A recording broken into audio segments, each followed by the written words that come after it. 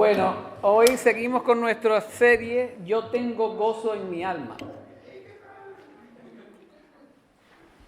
Y a manera de introducción, vamos a irnos al capítulo 1. En los versículos 27 al 30, Pablo, precedente a este capítulo 2, que dice, por tanto, si hay alguna consolación, por tanto, nos lleva al pasaje anterior. Y ese pasaje anterior lo vamos a leer desde el 27. Dice, solamente que os comportéis como es digno del Evangelio de Cristo, para que sea que vaya a veros o que esté ausente, oiga de vosotros que estáis firmes. Y esa es la primera cosa que nosotros explicamos la semana pasada, que era parte de nuestro comportamiento, estar firmes en el Señor, en un mismo espíritu. Lo otro era combatiendo unánimes por la fe del Evangelio, o sea que tenemos que pelear por la fe del Evangelio. Lucas lo llama que tenemos que contender por la fe del Evangelio. Sigue el apóstol, y en nada intimidados por los que se oponen. Otra parte de nuestro comportamiento es que no nos intimidemos con los que se oponen. No nos intimidemos con los que se oponen. Que para ellos ciertamente es indicio de perdición, mas para vosotros de salvación, y esto es de Dios. Luego en el 29 dice el apóstol, porque a vosotros os he concedido a causa de Cristo, que no solo creáis en Él, sino también que padezcáis por Él. Y eso era lo último que dijimos la semana pasada, que debemos sufrir por Él. Debemos sufrir por Él, aunque no nos gusta eso, ¿verdad? Teniendo el mismo conflicto que habéis visto en mí y ahora oís que hay en mí. En otras palabras, hermanos, es muy posible, dice Pablo, que ustedes vayan a tener la cárcel como yo estoy en la cárcel, porque dice que ahora que padezcáis el mismo conflicto. No necesariamente va a ser así, pero puede suceder. Debemos compartir los sufrimientos de Cristo. Ahora, en el 2 dice Pablo, por tanto, si hay alguna consolación en Cristo, si hay algún consuelo de amor, si hay alguna comunión del Espíritu, si hay algún afecto entrañable, si hay alguna misericordia. Le voy a dar un dato. Esto se escucha mejor y la traducción es mejor si decimos, por tanto, ya que hay alguna consolación en Cristo, porque no es una condición de que sí, porque Cristo es consolador, ¿sí o no? Cristo es amor, ¿sí o no? Cristo nos da la comunión con el Espíritu, ¿sí o no? Entonces no es un sí, es un ya que o por qué. Entonces, debido a, gracias Marta. Por tanto, debido a que haya alguna consolación en Cristo, debido a que haya un consuelo de amor, debido a que haya comunión del Espíritu, debido a que haya un afecto entrañable, debido a que sí hay misericordia. Porque Cristo es todo eso. Entonces, lo que vamos a hacer primero aquí es que vamos a hablar de los motivos o lo que motiva a la unidad. Lo que motiva a la unidad. Entonces, lo primero que tenemos que ver es de qué se trata este pasaje. Estos versículos del 1 al 4. Si usted se va al 2, entiende de qué está hablando. Dice, completad mi gozo sintiendo lo mismo, teniendo el mismo amor, unánimes, sintiendo una misma cosa. Este pasaje es de unidad, tiene que ver con la unidad. ¿Por qué esto es importante? Porque Pablo nos está diciendo anteriormente, compórtate, está firme, no te dejes llevar que no te den miedo los contrincantes. Y una vez que ese comportamiento está estable, entonces ahí es que podemos empezar a trabajar en la unidad. Porque si nosotros no hacemos las cuatro de esas cosas que está hablando Pablo anteriormente, no podemos estar unidos. Entonces el apóstol Pablo dice, si ustedes hacen estas cosas, estas cuatro cosas que les voy a decir, estos cuatro motivos, Pablo dice, ustedes van a completar mi gozo y vamos a sentir lo mismo y vamos a tener el mismo amor, unánimes, sufriendo una misma cosa. Vamos a hacer lo que llaman un PD, ¿sabes lo que es? Un post-data. Unidad no significa que todos pensemos igual. Aquí el apóstol Pablo está diciendo que si vamos a estar unidos en doctrina, la doctrina básica del Evangelio, debemos estar unidos en eso. Si usted cree que Cristo viene antes o después del milenio, eso no es doctrina básica. La doctrina básica es el Evangelio de Jesucristo. Si usted y yo no estamos en la misma página, entonces está en la iglesia correcta. No podemos estar unidos así. Amén. Entonces, lo primero que vamos a ver el primer motivo es la consolación de Cristo. La consolación en Cristo. Lucas 2:25 dice que uno de los títulos de Jesús como el Mesías es la consolación de Israel. Pablo escribió en 2 Corintios 1:5, porque de la manera que abundan en nosotros los sufrimientos de Cristo, así también abunda por medio de Cristo nuestra consolación.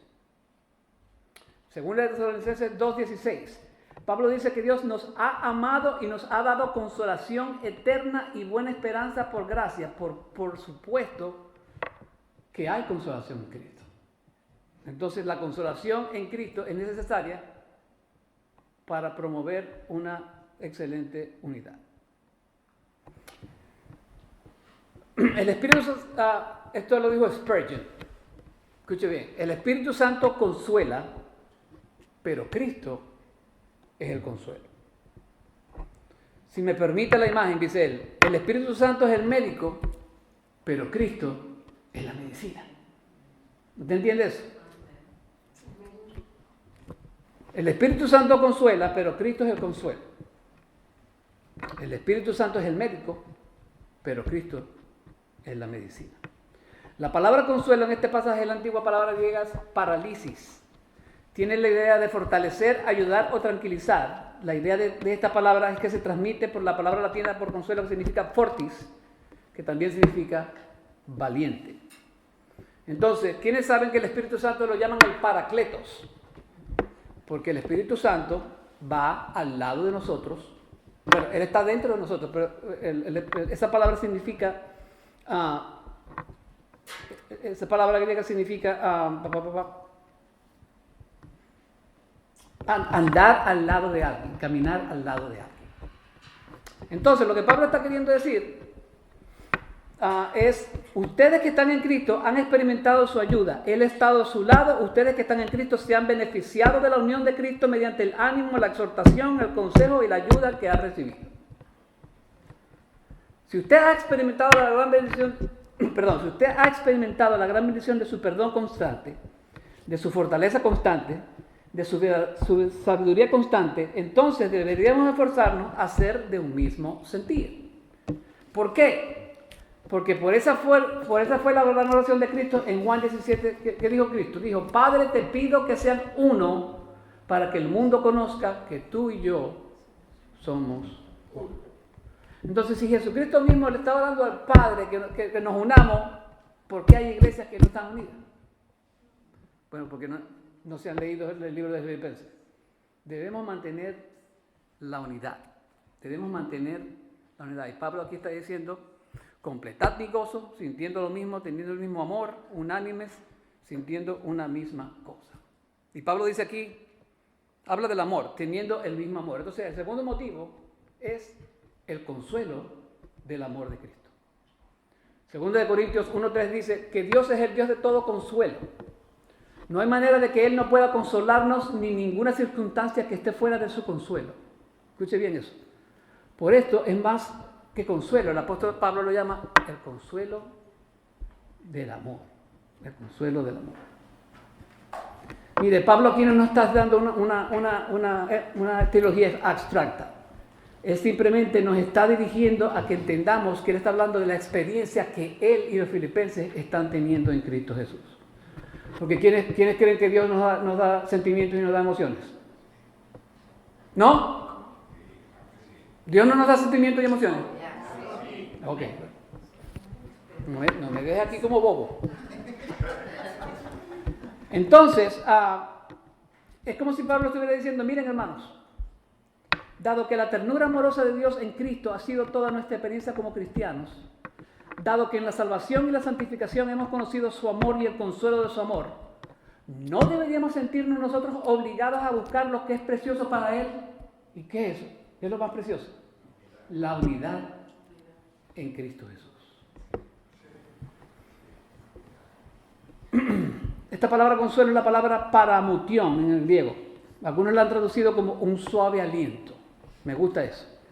otros como consuelo. Básicamente tiene la idea de ternura o consejo tierno. O sea que literalmente significa hablarle a alguien, acercándose a su lado, acercarse a alguien y susurrarle al oído. ¡Wow! Mano, ¿no le gustaría a usted tener constantemente el susurro de Dios en su oído? Ese es Satanás que me quiere dar la nota. ¿No le gustaría eso? Que Dios constantemente le susurre en su oído lo que usted necesita escuchar ese día. Amén. Claro que sí, claro que sí.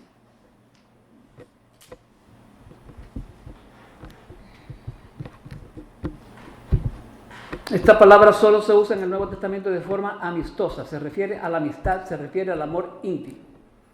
Esa palabra amor es la palabra, ya lo vimos el viernes, la palabra agape. Y se refiere al amor más grande, el amor más supremo. El amor que siente Dios por nosotros es ese amor, el amor sacrificial, el amor agape. Entonces lo que Pablo dice es, mira, ya que has sido constantemente animado en tu relación con Cristo y que tan frecuente has recibido el suave aliento de Él, acercándote a ti para hablarte las palabras de amistad, debido a esa relación íntima en la que Él ha derramado su amor y su vida, ¿no deberías sentirte obligado a corresponderse lo que desea su corazón? ¿Y qué desea su corazón? La unidad. Ni se lo dije la vez pasada. Yo le oro a Dios todos los días que esta unidad que tenemos ahorita sea la misma que cuando tengamos 100. Amén. Yo sé que suena casi imposible, pero sí se puede. Sí se puede. Con el favor de Dios todo se puede, ¿sí o no? Amén.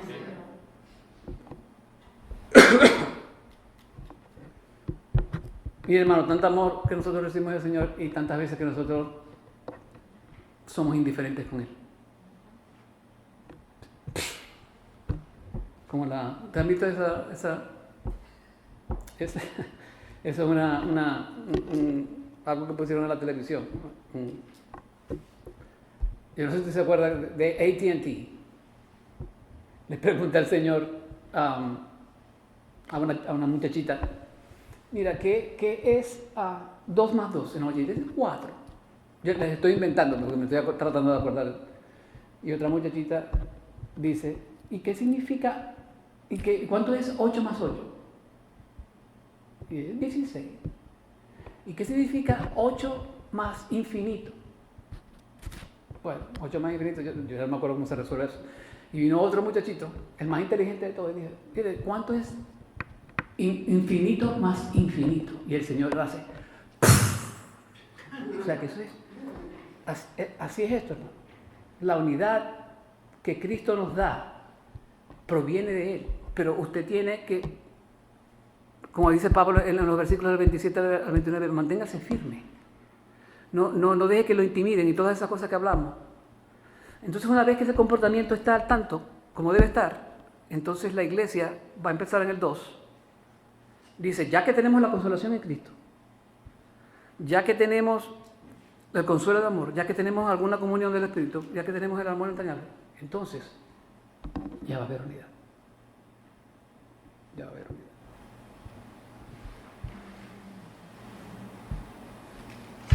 ¿No cree usted que Él se merece mucho más que eso?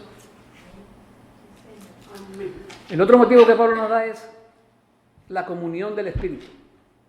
Esta palabra koinonía, asociación, significa asociación, comunión, compartir. ¿Cree usted que el Espíritu desea la unidad de esta iglesia? Yo creo que sí.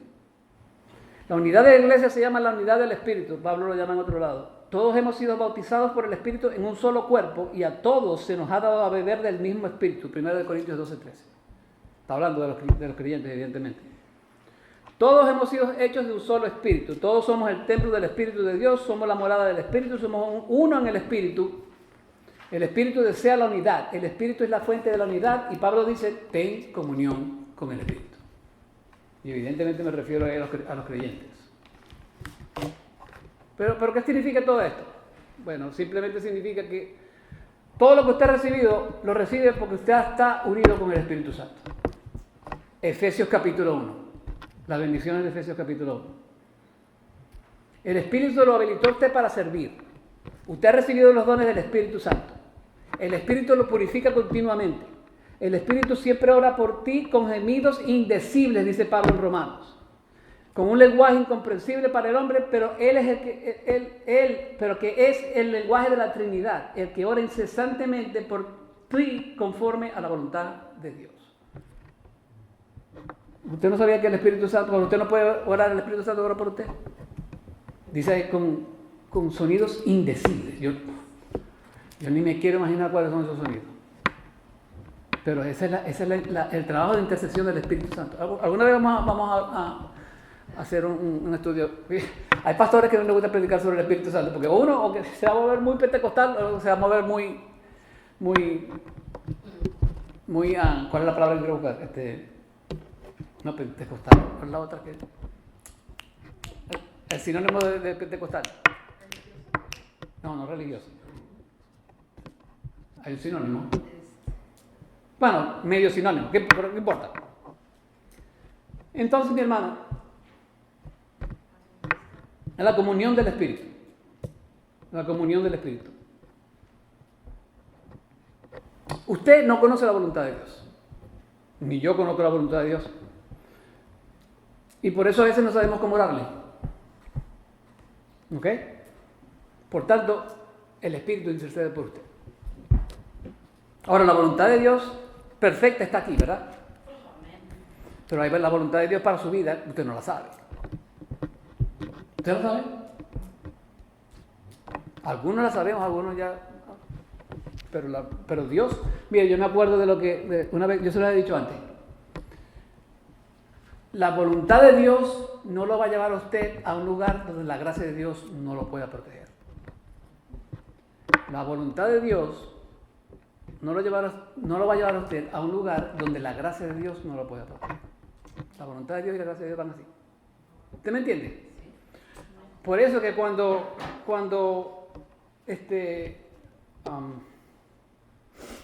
soy bien malo con los nombres. Fue un misionero que se fue a Jim Elliot. Se fue a Ecuador. Y los indígenas lo mataron. La labor de él era traducir la Biblia o el Nuevo Testamento al lenguaje de esos, pero lo mataron, o sea, no le dieron la... 15 años después, con las traducciones que él hizo y el valor de su esposa, esa tribu que lo mató a él, toda se convirtió a Cristo. Él no sabía eso, pero su esposa lo vio. Entonces ella entendió, ya, por eso que fue lo que le pasó a Jim Elliot. Dios tenía un propósito. Y por eso a veces nosotros nos volvemos locos porque queremos conocer el propósito de una vez y rapidito, y a veces no es así, hermano. A veces no es así. Pero bueno.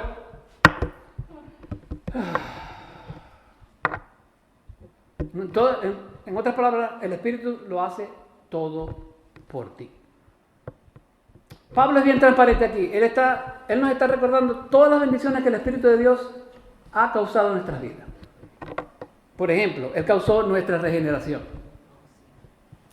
Él está causando nuestra santificación, ¿sí o no? Porque es día tras día. Él está garantizando tu gloria eterna. Eso está en Efesios 1. Porque el Espíritu Santo está orando incesantemente por ti con gemidos indecibles, y por eso nos dice que no perturbemos la unidad de la iglesia.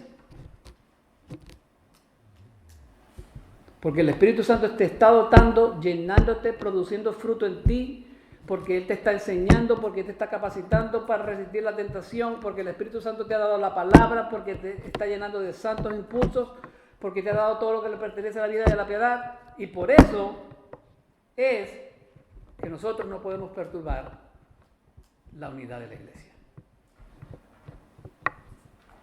¿O usted la quiere perturbar? ¿Quiere ser el primero en perturbar? Yo lo quiero. Y a veces los pastores son los primeros en perturbar la unidad de la iglesia, ¿sí o no? Usted va a decir, pero bueno, hermano Juan, usted siempre se tira el primer tiro. Pero claro, es que lo tengo que ser sincero, ¿sí o no? Transparente.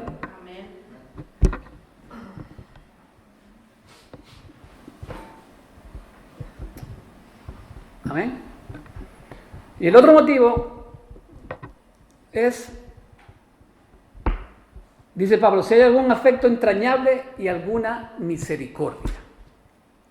La palabra en griego es plancha, significa intestino, vísceras, ya eso lo habíamos visto.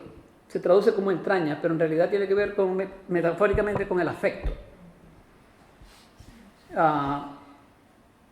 ¿Usted sabía que el Espíritu Santo tiene afecto por usted? ¿Cariño? Habéis recibido los anhelos del Espíritu, dice Pablo en Gálatas, creo. Afectos profundos. Los judíos consideraban las extrañas como la sede de las emociones, es donde se sentían las cosas.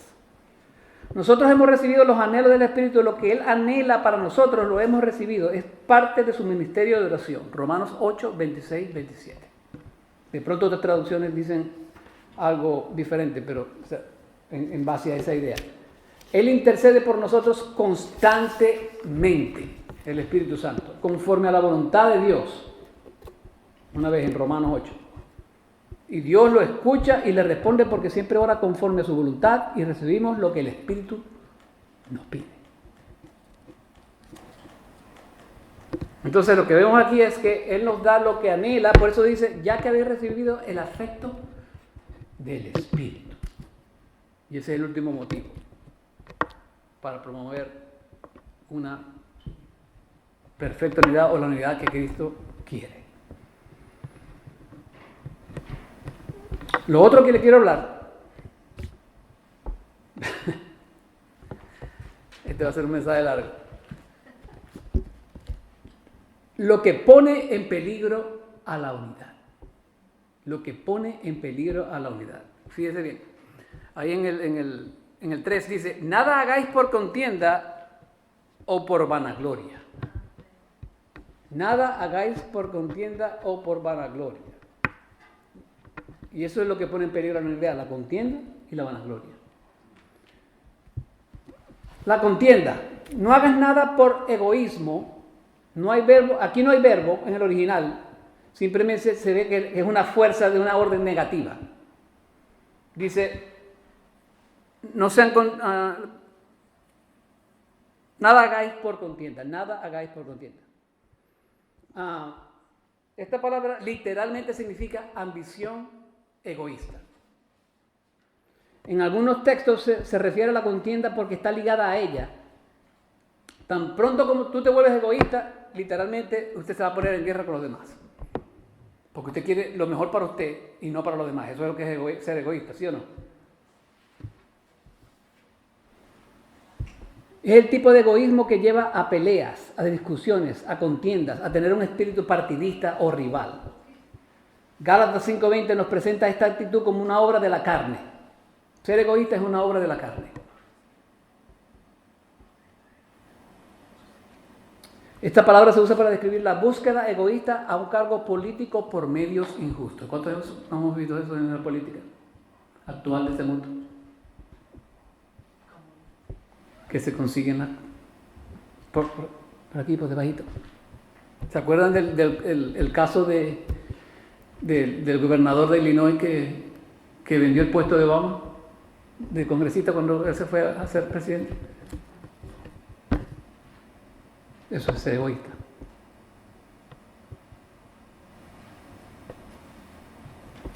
Es una desagradable autopromoción que te da prestigio ante la gente pisoteando a otros.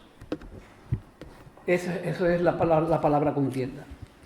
Es un egoísmo que busca su propio progreso, egoísmo impulsado por el deseo personal siempre destructivo y perturbador. Es un deseo devastador que está profundamente arraigado en nuestra carne caída y nos abre un camino para cumplir nuestras ambiciones personales sin importar a quién nos llevemos por delante. Eso es tener una ambición egoísta, eso es estar en contienda. Y eso es una de las cosas que evidentemente es peligrosa para la unidad de la iglesia. La otra palabra que el apóstol Pablo utiliza aquí es la palabra vanagloria. Yo tenía un pastor que decía, la gloria es para Dios y la vanagloria es para Juan González. Y en aquel entonces decía, amén, amén. Que amén ni de nada. Eso no es nada bueno. La palabra es la palabra kenodoxia, significa vanas vanidades, sería una buena forma de traducirlo. Es un estado mental que busca la gloria personal. ¿Y eso no nos enseña la palabra? No. Eso es la vanagloria para... No. Esta es una persona que afirma asertivamente y con arrogancia tener la opinión correcta, pero que de hecho está equivocada. Es una persona que se ha hecho vanidosa sin ninguna razón específica. Una persona vanagloriosa. ¿Qué busca la persona vanagloriosa? Autopromoción y autoglorificación. Y eso no es de Cristo. Eso es del demonio.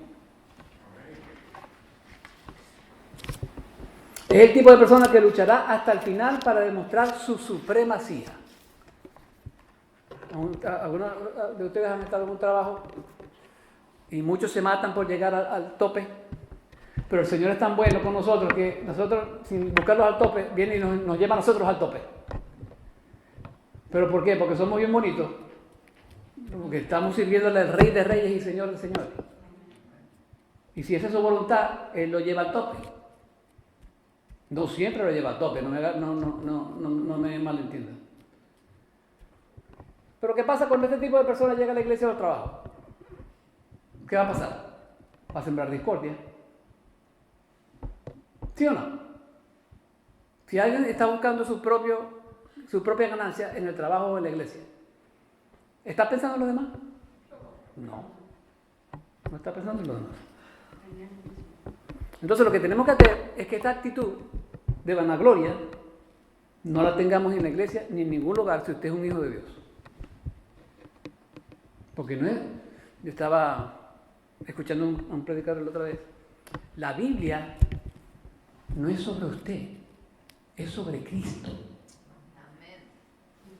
Sí, la Biblia habla de usted, pero Cristo es lo primero. Dios es primero.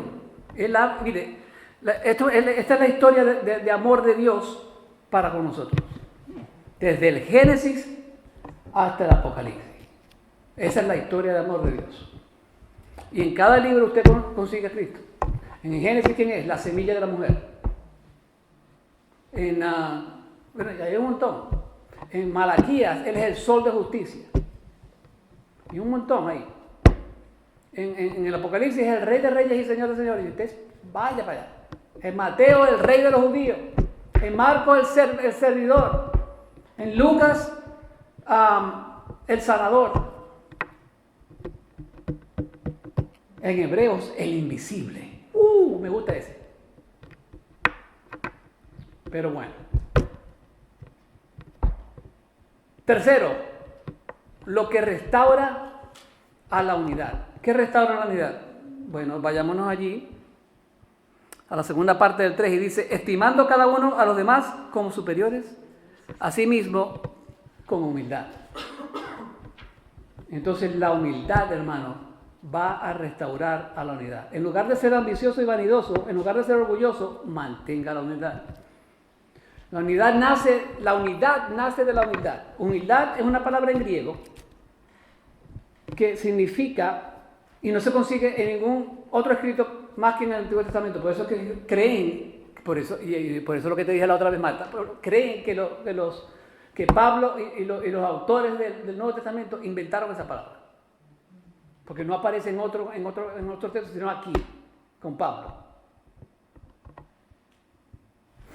El adjetivo tapinos, o sea, ser humilde, se usaba a menudo para describir la mentalidad de un esclavo, para transmitir la idea de ser vil, despreciable, inepto, bajo, común, sin valor, inútil. Así que no era una virtud, era un término de burla, pero eso en el Nuevo Testamento cambió.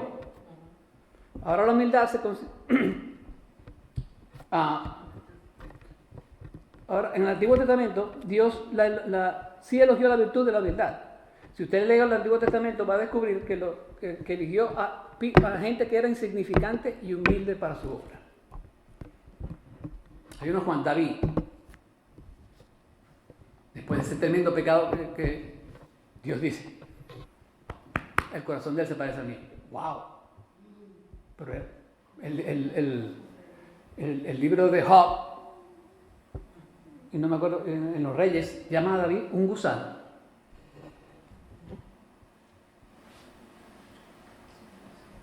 A Job, Dios lo llama gusano también. Mire, hermano, yo entiendo que debemos ser responsables de todos los asuntos de nuestras vidas. Pero eso no debiera ser absolutamente lo que usted tiene que hacer, sino que usted tiene que involucrarse apasionadamente por la causa de los demás.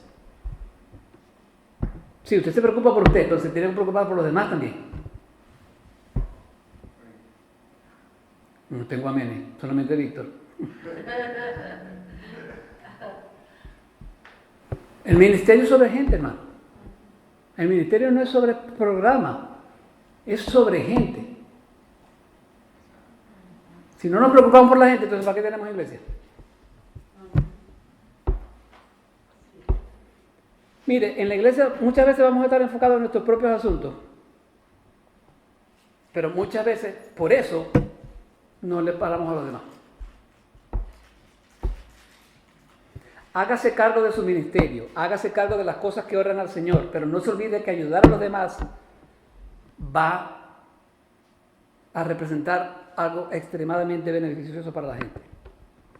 ¿Por qué yo digo eso? Porque mire, cuando usted ora, cuando usted invita a alguien a una cena, cuando usted le da una palabra de aliento, eso significa mucho para un alma que está despreciada y que se siente lo más bajo que se puede sentir en esta vida.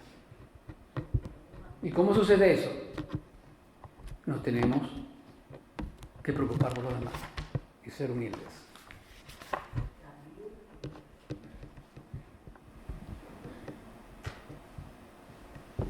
Entonces Pablo continúa diciendo que el ser humilde no tendría problemas en ver a los demás como superiores a nosotros.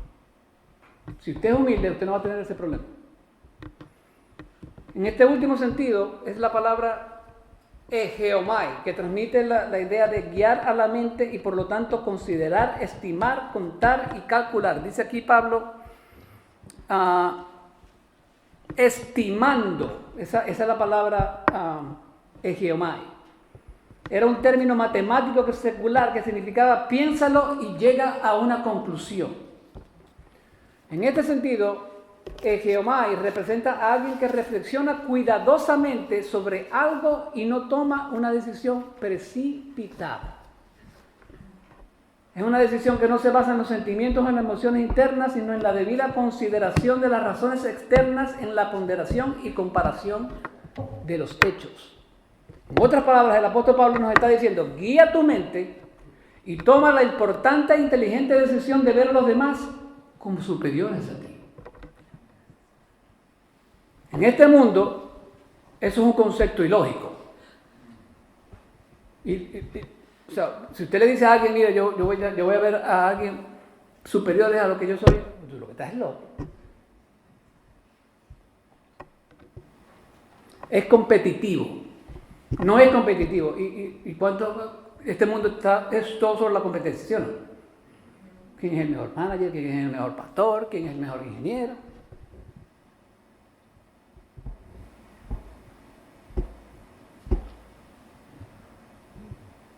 Si queremos mantener la unidad de la iglesia, debemos vaciarnos de nosotros mismos, llenarnos de Cristo y ver a los demás como superiores a nosotros, demostrando la buena actitud de un siervo del Señor.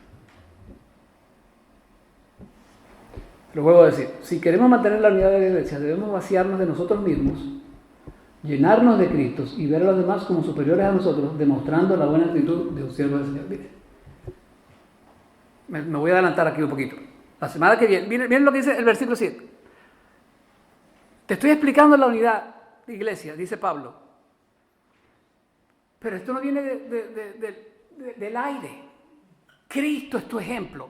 En el versículo 5 dice, haya pues en vosotros este mismo sentir que hubo también en Cristo Jesús. ¿Y cuál es el ejemplo, Señor? El cual siendo en forma de Dios no estimó el ser igual a Dios como cosa que aferrarse, sino que se despojó a sí mismo, tomando forma de siervo, hecho semejante a los hombres, y estando en la condición de hombre, se humilló a sí mismo, haciéndose obediente hasta la muerte, y una muerte de cruz. Si Cristo era un siervo para la gente de esta tierra, ¿por qué usted no va a ser siervo? Él le dio el ejemplo, usted sigue ese ejemplo, usted lo hace porque Él lo mandó y lo vivió por usted. Pero eso para la semana que viene. El 4 y último, y usted dirá, gracias a Dios, lo que expresa la unidad. lo que expresa la unidad. El comentarista Edwards dice lo siguiente: ¿qué palabras tan duras son estas? Nuestras almas saben que son ciertas, pero nos ruegan que no las tomemos en serio. Si siguiéramos estos mandatos, parecería que todo lo que apreciáramos se iría por la ventana. Después de todo, si ya no nos exaltamos a nosotros mismos, ¿quién nos exaltaría? Y si viviéramos solo para el beneficio de los demás, ¿quién velaría por nosotros? Nuestro problema es que queremos ser llamados sacrificio vivo, sin morir en el altar del servicio. Me gusta eso. Queremos ser llamados sacrificio vivo, sin morir en el altar del servicio. Pablo, en el capítulo 12 de Romanos, dice que nosotros debemos dar nuestro cuerpo como sacrificio vivo. Y aquí este Señor está diciendo, una vez más, queremos ser llamados sacrificio vivo sin morir en el altar del servicio. O sea, que la queremos fácil. Cuando el mundo vea que nosotros pongamos los intereses de los demás, y eso es lo que dice el versículo aquí, por encima de nuestros propios intereses, entonces el mundo va a ver una iglesia unificada, una iglesia preparada para recibir con amor las almas perdidas. Por eso que, hermano, no podemos perder esa unidad, no perdamos ese compañerismo, no perdamos este amor mutuo, porque eso es lo que el mundo quiere ver. Si el mundo no ve eso en nuestra iglesia, entonces el mundo está viendo el mundo como la iglesia como otro mundo. Sigamos el ejemplo de Cristo y observemos las obras maravillosas que nuestro gran Salvador puede hacer entre nosotros. Y ese es una palabra de Marta, eso es un ejemplazo. Los versículos del 5 al 9, al 11 por allí. Haya pues en vosotros ese sentir que hubo también en Cristo Jesús. Entonces, esa es la unidad que Cristo quiere, hermano. Esa es la unidad que Cristo quiere. Y esa es la unidad, si la tenemos, que debemos mantener y no perderla. Yo le pido a Dios que nuestra mirada nunca se pierda en el gran mar de opiniones de este mundo, sino más bien que nuestra mirada se haga más profunda en la palabra y en la persona de Cristo. ¿Estás de acuerdo conmigo? Bueno, ¿estás de acuerdo con Pablo, con la palabra de Dios, con el Señor? La unidad que Cristo quiere. Ahí la tiene, pues. Vamos a ver. Padre Celestial, gracias, Señor, por enseñarnos una vez más por la unidad que tú deseas, Señor. Ayúdanos, Padres, a seguir este patrón, este parámetro, esta enseñanza de Pablo, Señor. Ayúdanos a mantener y a seguir esta unidad, Señor, para que el mundo vea qué tanto nos amamos, qué tanto nos hablamos los unos con los otros, Señor, con ese amor, con ese cariño, con ese respeto, Señor. Te pido que tú nos mantengas así y que nos haga muchísimo mejor, Señor. Y que ese concepto que nos presenta Pablo, Señor, de que veamos a otros superiores a nosotros, Señor, que no sea nada difícil para nosotros, Señor. Porque tú, no, Señor, a través de nuestra vida, a través de nuestras situaciones, tú, Señor, vas a hacer y a causar que nosotros seamos humildes. No que nosotros nos propongamos ser humildes, Señor, pero que tú nos haces humildes. Gracias, Padre Santo. En el nombre de tu Hijo Jesús. Amén.